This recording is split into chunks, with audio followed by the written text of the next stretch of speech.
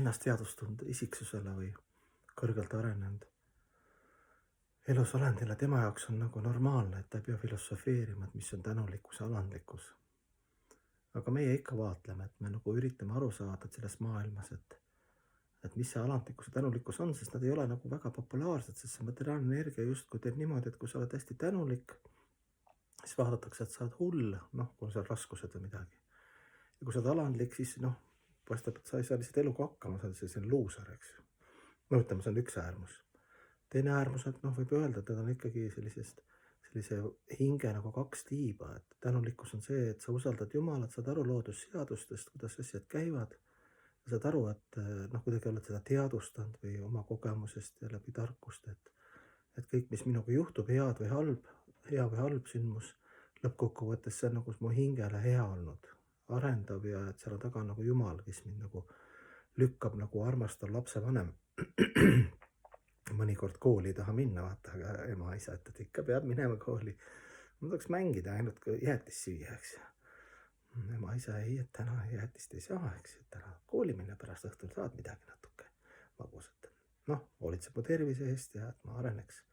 Täpselt samamoodi on selle tänulikkusega, et kui sa võtad ükskõik mis objekti, näiteks selle laua ja hakkad mediteerima selle laua peale, et need puud kasvasid, päike, õhk, maa, tuli, vesi, kõik looduse elemendid, kõik need energiat taga olevad pooljumalad, materiaalse maailma, emake, loodus, eks ju, maamaia, siis noh, Jumal, kes on üldse kõik loonud, jõuavad Jumalani sisse sellest lauast ja siis need inimesed, kes on veel kokku pannud ja kes on võimaldanud mul osta selle ja no ühesõnaga, et sa võid seda tänulikkust niivõrd kaugele jõuda isegi igas lihtsasse sündmuses või asjas või objektis, isegi mateerias. Et noh, see annab nagu elule maitset ja alandlikkus on see, et sa saad aru, et noh, ka hästi palju momente on, et kas alandlikkus tähendab siis see, et ma ei tohi üldse nagu ranguse, viha ja distsipliini energiat kasutada armastuse eesmärgil. Noh, ikka kasutatakse, eks ju, vaatad. Iga lapsevanem teab või õpetajad kogu aeg ei saa nagu noh, pai, vahest on vaja, et noh, natukene nagu ranguse, distsipliini energiat. Et saada aru, kui sõltuvad me oleme reaalselt, reaalajas, igast aspektist. Mingi üks bakter tuleb, vale bakter või puuk või võid juba keha jätta või ükskord ka sõbra juures libisesin vannitoas nii, et kraanikauss läks katki. Noh, tahaks ka pea kuidagi ära lüüa, kohe keha jätta. Et meil lubatakse ja võimaldatakse elada ja kuidas siis me sõltume kõigist ja kõigest ja kõikide armulikkusest, esivanemad, Jumal, loodus, noh, ilm, kõikide taga on ikkagi elu, teadvus. Ja see teeb nagu alandlikuks, et ühtepidi tänulikuks, et noh, meil võimaldatakse ja värvid, lõhnad, maitsed, huumor, muusika, tants, laul, pühakirjad, hea suhtlus, innustav suhtlus, niimoodi loetled, eks ju, tekib selline tänulikkuse ekstaas.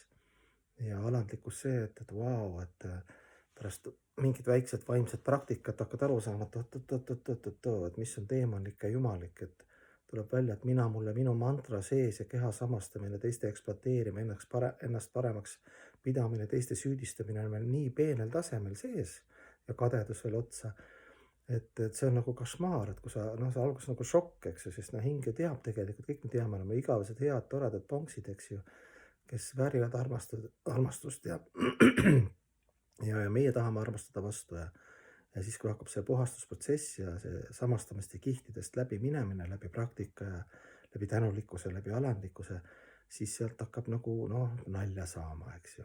Et tuleb välja need luubid ja samskaared ja harjumused on meil nii sees nagu. Need mängud ja maskid ja see karnevali värk, eks ju. Et see jõuda selle loomuliku minani ja spontaanse minani selles maailmas, kus on kahesus, eks ju, iha, viha, kadedus, külm, soe, kõik see pull käib, eks ju, et ei olegi nii lihtne, et päris selline võimas, lahe seiklus. Eelmises klipist ma rääkisin ka siis, et pigem võtta seda kui nagu seiklust, vähemalt korraks üritada võtta, kui võib-olla mingi protsent ajast sa mõtled lihtsalt, see on lihtsalt üks peavalu. Ma olen ise endale peavalu, see materiaalne maailm on peavalu, nii pealiskaudne ja enesekeskne ja ekspluateeriv, eks ju, ma ise ja teised kõikide suhtes. Et kui see emotsioon tuleb, siis tuleb nagu saada jõudu, seda positiivsuse jõudu, et headus võidab ja kõige taga on ikka Jumal, noh, saada läbi teadmiste, läbi hea suhtluse, innustava suhtluse, et nagu ma ütlesin, ma olen nagu autod, et on vaja kogu aeg bensupaaki täita, et jälle bensupaak on tühi, siis lähed jälle selle kehalisele käega löömise tasandile.